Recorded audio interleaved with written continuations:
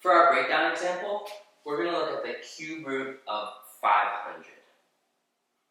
When you're doing examples on your own, you might have a square root, you might have a fourth root. So make sure you check which index you have. It's really important.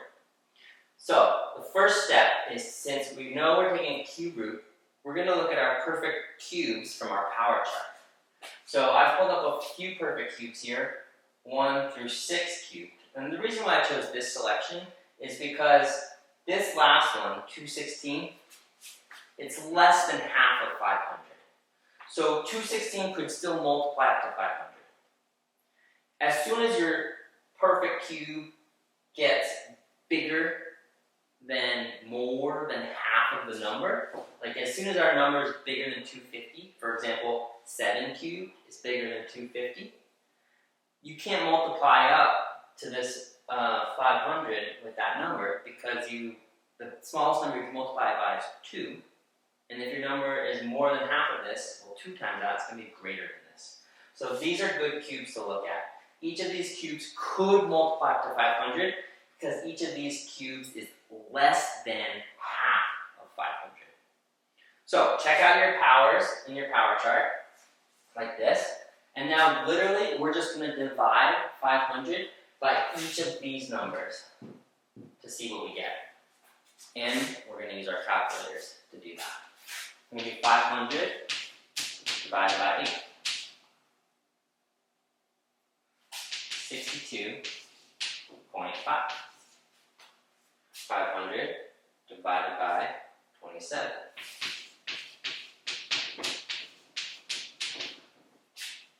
18.518. Repeating. 500 divided by 64. 7.8125. 500 divided by 125.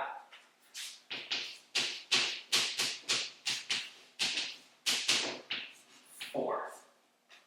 And for good measure, we'll do 500 divided by 216.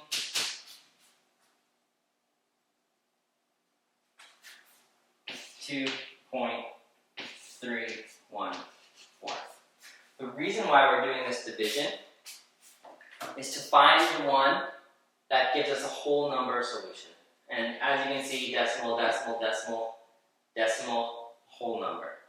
So this one tells us that 125 times 4 is 500. And the reason why that's going to be useful is because 125 is a perfect cube. So the first step is to recognize whether you're taking a cube or a square root or a fourth root. Look at that part of your power chart and divide this number by all of these until basically like you get a hit. We got a hit here on this 4. 500 divided by 125 is 4. That means that these are going to be your factors that you're going to use for the future steps. So step 1, just divide this number by a bunch of these numbers.